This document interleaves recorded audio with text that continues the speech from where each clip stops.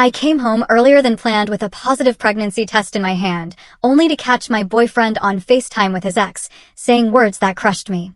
Let me tell you, I thought I knew heartbreak. But nothing could have prepared me for the sickening gut punch of realizing the man I loved, the father of my unborn child, was a twisted, conniving monster. The kind of betrayal that rips your world apart, leaving you wondering if you ever truly knew him at all. My name is Sarah, and just last week, my entire life shattered. Bradley and we'd been together for almost 3 years. 3 years. And while we weren't actively trying for kids, we definitely talked about them. He always said he wanted a family someday. I mean, he always said it. But things had been off. He was distant, always working late, getting weird about money. I felt this growing pit in my stomach, but I tried to push it down. Maybe, just maybe, a baby would bring us closer, right? A new chapter, a fresh start. So, on my lunch break, I bought a test. Took it in the office bathroom, heart hammering in my chest. 2 lines. Definitely pregnant. A wave of nerves and pure, unadulterated joy washed over me.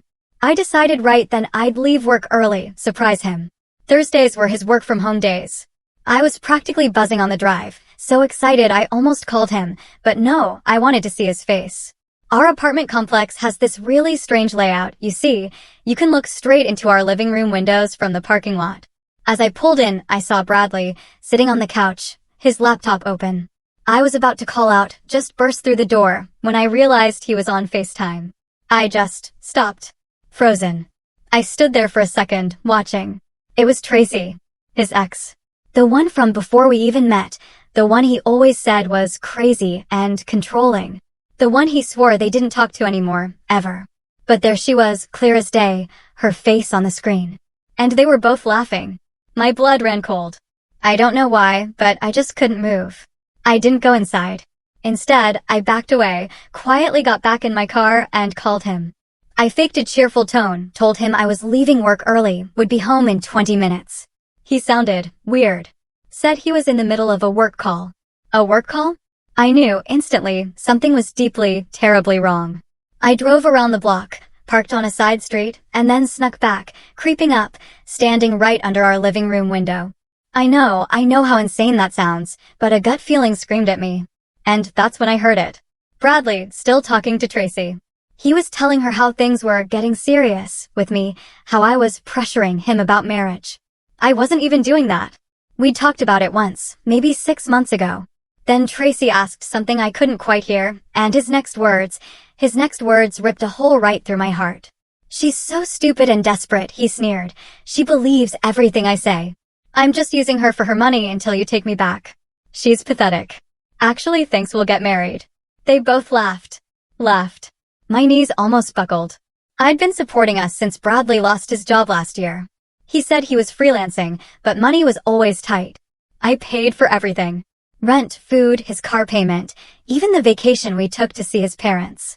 Tracy said something else, and he replied, yeah, babe. I know. Just a few more months and I'll have enough saved. She has no idea I've been putting money aside. Thinks I'm broke. I wanted to scream. I wanted to throw up. Both. 3 years. 3 years of my life with this person who was just using me, and now? I was pregnant with his baby. My baby? I don't know how, but I managed to keep it together. I walked back to my car, drove around for another 15 minutes, then came home like nothing had happened. I plastered on a happy smile, kissed him hello, asked about his day. He lied to my face about that work call, said he was stressed about a deadline, asked why I was home early. I just said I wasn't feeling well, which wasn't a lie. I felt sick to my stomach, absolutely nauseous. I didn't tell him about the pregnancy. Not then. That night, he acted completely normal. We ordered takeout. I paid, of course. This morning, I finally looked. I checked our bank accounts. In the last year, I'd spent over $45,000 supporting us. He'd contributed nothing. Nothing. Then, while he was in the shower, I checked his phone. Hundreds of messages with Tracy. Hundreds. They'd been planning for him to move back to her city. He'd been sending her money. My money. I found a secret account where he'd saved almost $30,000. Money he told me he was using for bills or job training courses. And then, the screenshots. Conversations with my friends, where he'd pumped them for information about my finances, asking if I'd mentioned any bonuses or raises coming up. Like he was studying me, planning how to extract every last penny. There were messages where he complained about how boring I was in bed, how he couldn't wait to be with Tracy again, how he was only with me for the financial security while he got his together. And the photos. Intimate photos they sent each other while I was at work, paying our bills. I wanted to confront him right then and there. Scream. Throw his things out the window. Tell him I knew everything. Tell him about the baby he would never meet. But something stopped me. A cold, hard clarity cut through the rage. If I showed my hand now, he'd just leave, take my money, and go straight back to Tracy. They'd laugh about how stupid I was, how easily I fell for everything.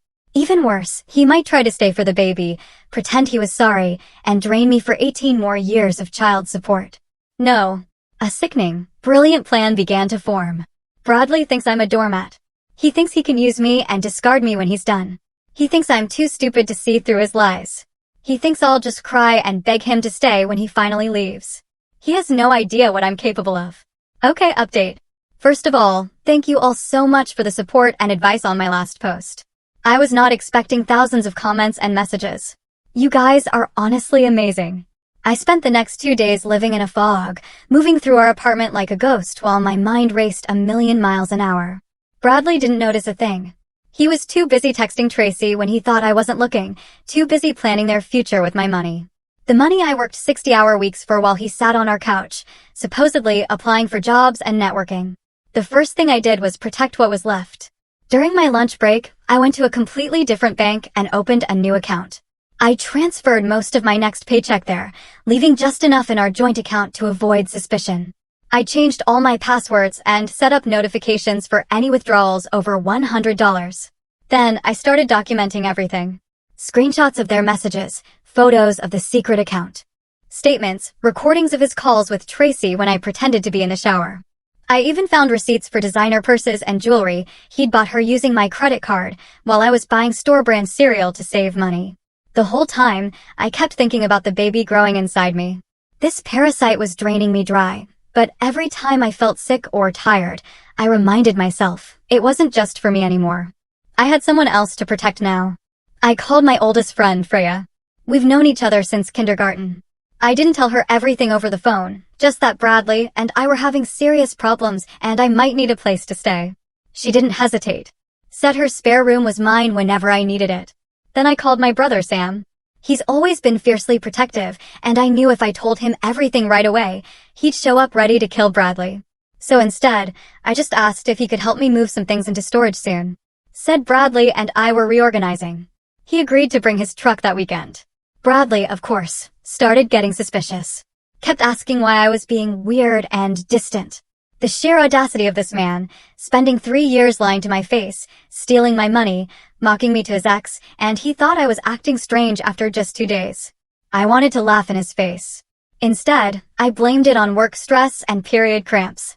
He immediately lost interest. He never cared about my problems unless they directly affected him. Friday night, I told him I was going out with work friends. He actually seemed relieved to have the apartment to himself. Probably couldn't wait to FaceTime Tracy without whispering. But instead of going out, I sat in my car in the parking garage with my laptop, using the complex's Wi-Fi to monitor our home security camera. We'd installed it last year after a break-in next door, and Bradley, naturally, had forgotten it existed because he never bothered with anything related to home security or maintenance. That was all me too. 20 minutes after I left, he was on the couch, his phone propped up, talking and laughing with Tracy. I turned up the volume on my laptop. Bradley was saying he was worried I suspected something. Tracy's voice came through, tiny but clear, telling him to stick to the plan. 3 more weeks, she said, and he'd have the bonus money, then he could come home to her. My blood boiled. My quarterly bonus. The one I'd worked myself to exhaustion for, the one that would finally pay off my student loans. He was waiting for that. Bradley whined that he missed her, said it was hard pretending with me that I was so clingy lately. Clingy? I'd barely touched him in months because he was always too tired or stressed about work he wasn't even doing. They talked for over an hour. Plans for trips they'd take with my money. Jokes about how stupid I was. Tracy even suggested he should get me to buy him a new laptop before leaving as a parting gift. They laughed about that hard. When he wasn't looking, something cold and calculating crossed Tracy's face. Something that made me wonder if she was playing him too. But then it disappeared, replaced by the simpering smile she wore whenever he looked at the screen. I had enough. More than enough. Time for action. Saturday morning, I told Bradley I needed to go into the office for a few hours. Instead, I went to see a lawyer. Angelina had helped a coworker through a nasty divorce last year. She listened without judgment as I explained everything. The theft, the deception, the pregnancy I hadn't disclosed. Angelina said, financially, we had a strong case for fraud. He misrepresented his intentions to secure financial support. The texts proved premeditation. We could potentially recover the money he'd saved, though it might take time. When I asked about the baby, she said gently that legally, I wasn't obligated to tell him during pregnancy. After birth, he could petition for paternity and visitation, but given the circumstances, we could potentially limit his involvement. I nodded, taking notes on my phone. We discussed restraining orders, changing locks, and removing him from our apartment lease. I paid her retainer with money from my new, secure account. That afternoon, Sam came over with his truck as planned. Bradley looked confused when we started loading boxes. I said cheerfully, oh, we're just reorganizing, remember? These are going into storage to make more space. What Bradley didn't know was that those boxes contained all my important documents, irreplaceable family items, anything of value that was solely mine. While he watched TV, Sam helped me load my grandmother's jewelry, my birth certificate, diplomas, and photo albums into his truck. Things Bradley couldn't sell or destroy when everything exploded. Sam knew something was wrong. He kept giving me worried looks, but respected that I wasn't ready to talk. As he was leaving, he hugged me tight and whispered that whatever it was, I wasn't alone. I almost broke down then. Almost told him everything, but I wasn't ready. Sunday morning, I told Bradley I was going to brunch with Freya, but I actually met with my bank manager. I had proof of Bradley's fraud, messages explicitly stating he was using me for money while planning to leave. The manager flagged my accounts for additional security and helped me dispute several large transfers Bradley had made, claiming they were for our expenses. When I got home, Bradley was still in bed, phone clutched to his chest, even in sleep. I carefully took it, already knowing his password. My birthday. How thoughtful. There were new messages from Tracy about checking flights, saying once he got my bonus, they could book for the 18th, that I'd never know what hit me. I still couldn't believe I didn't check the accounts. I took screenshots and emailed them to myself and Angelina, then replaced the phone exactly as I found it. On Monday, I called in sick to work. Waited until Bradley left for his networking event, Coffee with Tracy, according to his location sharing, and withdrew $25,000 from our joint savings. Not everything, that would alert him immediately, but enough. I transferred it to my new secure account. When he came home that evening, he was practically glowing. He kept trying to kiss me, be affectionate. It took everything I had not to scream in his face, not to tell him I knew he'd spent the afternoon planning our breakup with the woman he really loved. Instead, I smiled and asked about his day, listened to his elaborate lies about industry contacts and potential job leads. Then I mentioned I had some good news. I reminded him how I'd been saving for us to potentially buy a house. His eyes lit up with naked greed. He'd forgotten about those savings, too focused on my upcoming bonus. I continued, I think we're finally in a position to start looking. I've been pre-approved for a mortgage. Bradley was so excited, he hugged me, probably calculating how much more he could squeeze from me before disappearing. He suggested we celebrate. I agreed, saying I'd make reservations somewhere special that weekend. He was so excited by more potential money that he didn't notice me packing a small bag while he showered. Didn't question why I suddenly needed to work late that night. I drove straight to Freya's apartment and finally broke down. I told her everything, showed her the evidence, watched her face transform from shock to rage to fierce determination. I slept in her spare room that night, my phone turned off. Let Bradley worry for once. Let him wonder where I was, what I was doing. A small taste of what was coming. The next morning, I had 6 missed calls and a dozen increasingly frantic texts. I responded with a breezy message about falling asleep at Freya's after girls' night, apologized for worrying him, and said I'd be home after work. At the office, I met with my boss, Dave. I explained I was going through something personal and might need flexible hours for a few weeks. I didn't give details, but he must have seen something in my face because he immediately approved and offered additional support if needed. The restaurant reservation was set for Saturday. Bradley spent the week being unusually attentive, bringing me coffee, offering massages, asking about my day.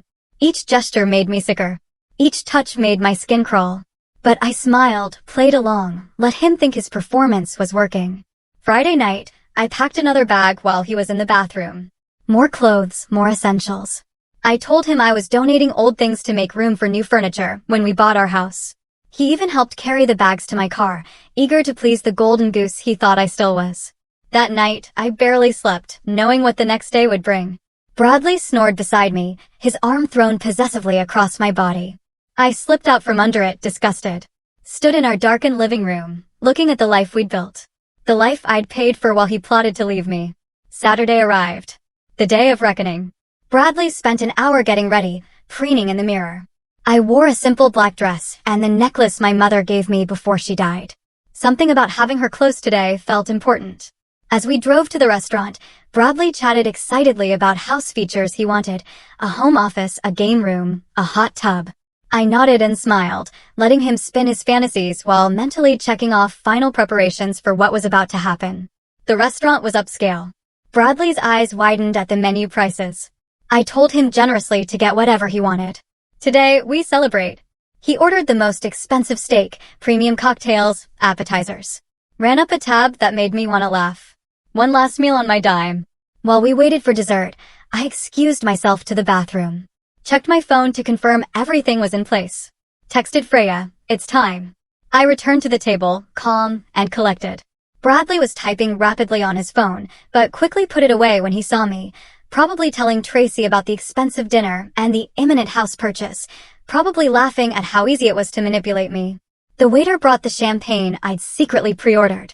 Bradley raised his glass to us, to our future, with a smile that never reached his eyes. I raised my water glass, didn't correct his assumption that I wasn't drinking because I was driving. I said softly that I'd like to make a toast too. His smile faltered at my tone. To new beginnings, I said, my voice steady, and to the truth finally coming to light. I reached into my purse and placed my phone on the table. Screen up.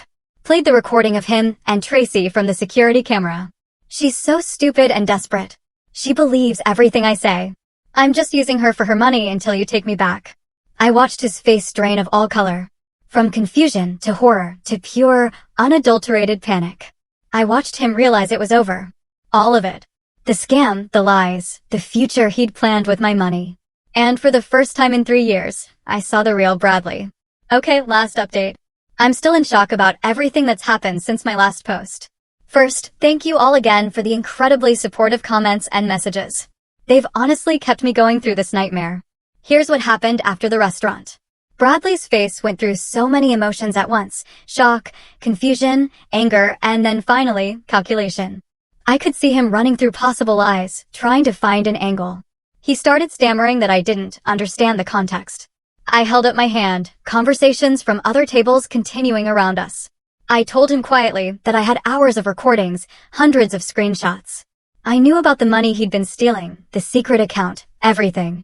He leaned forward, lowering his voice, calling me baby, saying it wasn't what I thought. Claimed he and Tracy were just joking around, that she'd been trying to get him back, but he told her no. I actually laughed out loud at the sheer audacity of him continuing to lie after I'd played his own words back to him. I reminded him about the $30,000 of my money he'd sent her, the expensive bracelet he bought her while telling me we couldn't afford to fix my car. His plans to leave after my bonus came through. His eyes darted around the restaurant, suddenly worried about who might hear. He suggested we go home and talk like adults. I told him there was nothing to talk about. And it's not your home anymore, I added. As of this morning, you've been removed from the lease. Your things are packed and waiting at Dave's place. Bradley's mouth fell open. He protested that it was our apartment. I corrected him. My name on the lease. My rent payments. My apartment. You were just a guest who overstayed his welcome by about 3 years. He sputtered that I was overreacting to some stupid joke with an ex. I pulled a folder from my purse and slid it across the table. Inside were printouts of his secret account statements, transfer records, screenshots of messages detailing exactly how he'd been using me. He flipped through the pages, growing paler with each one. He actually accused me of spying on him, saying that was illegal.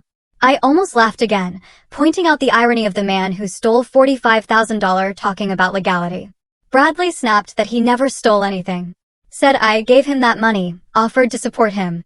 I asked about the lies, about calling me stupid and pathetic, about planning to leave once he'd gotten everything he could. He shrugged, dropping the act completely. Said, people say things they don't mean when venting. Everyone does it.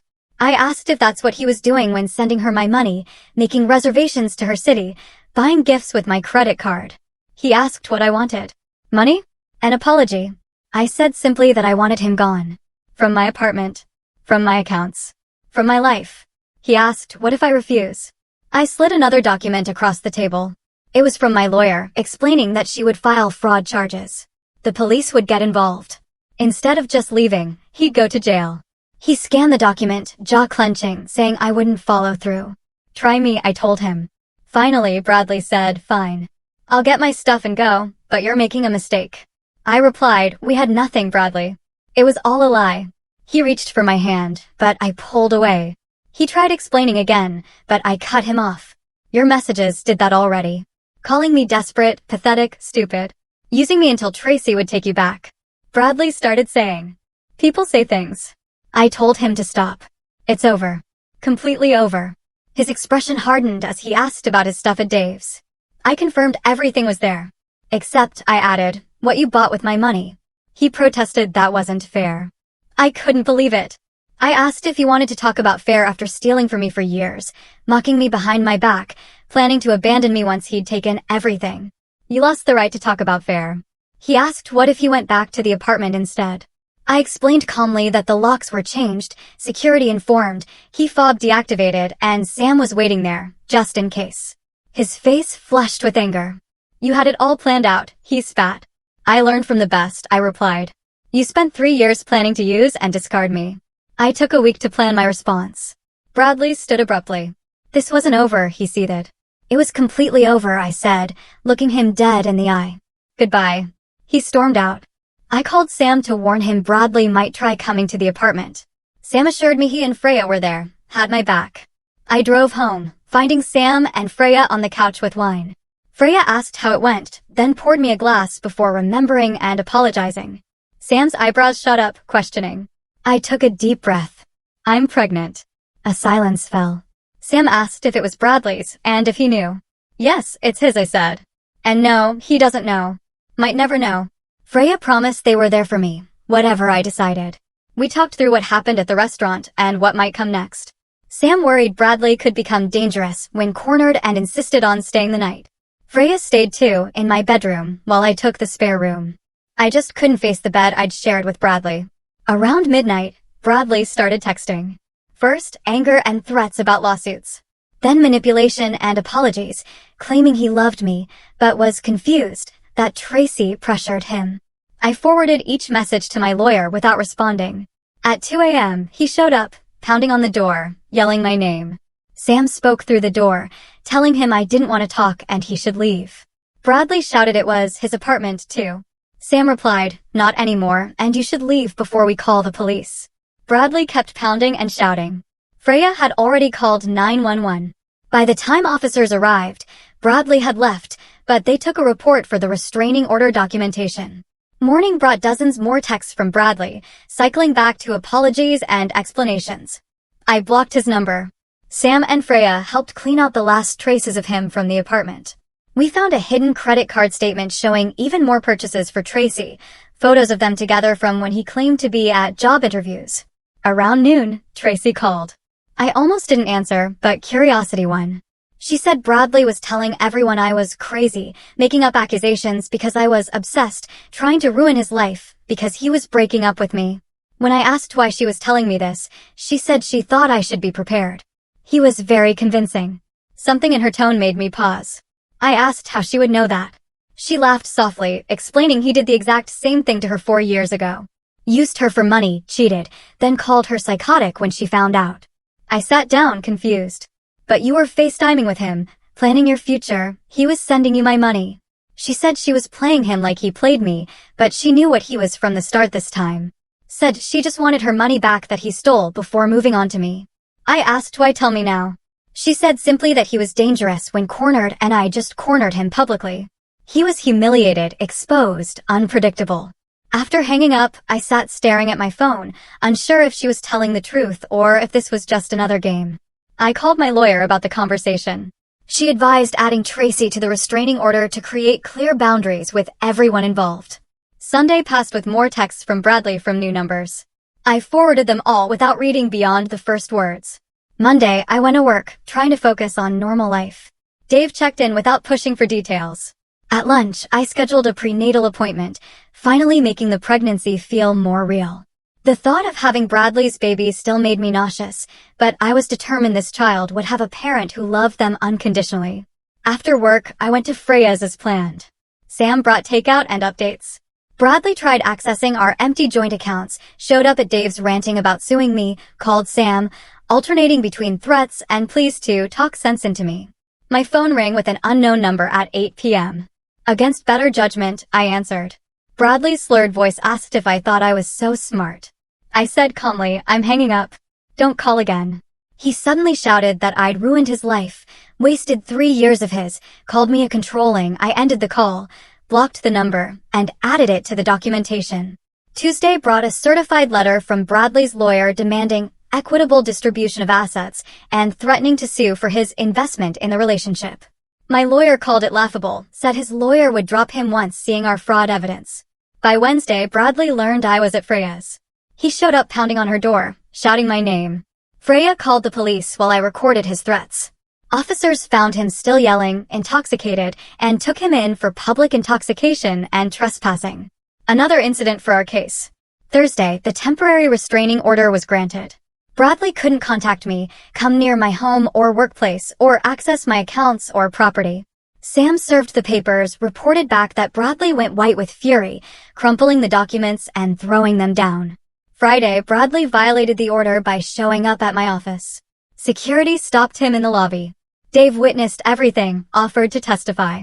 Bradley was escorted out, screaming I'd stolen from him, that I was a liar, that everyone would see the truth soon. Monday morning, I woke nauseated from morning sickness. As I sipped ginger tea, my phone buzzed with a text. Congratulations on the baby, it read. When did you plan to tell him? My blood ran cold. I'd only told Freya, Sam, and my doctor. Another text explained, Tracy told him. Said I mentioned it when calling her. Tracy. She had been playing both sides, feeding him information while pretending to warn me. I forwarded the text to my lawyer without responding. Blocked Tracy. I trusted no one outside my immediate circle. At work, I met with HR, explained the situation generally. Abusive ex, restraining order, workplace safety concerns. They were supportive, notified security, offered flexible arrangements. That afternoon, my lawyer called with news. The judge granted a permanent restraining order and was considering criminal charges for financial fraud based on all our documentation. She said it was a good outcome, that I did everything right. That night, I lay in bed, thinking about raising this child alone, explaining their absent father, potential custody battles. But for the first time in years, I was living authentically. No more subsidizing someone else's dreams while postponing mine. No more accepting scraps of affection while being mocked behind my back. No more being anyone's fool. Bradley thought he'd broken me. Instead, he'd freed me.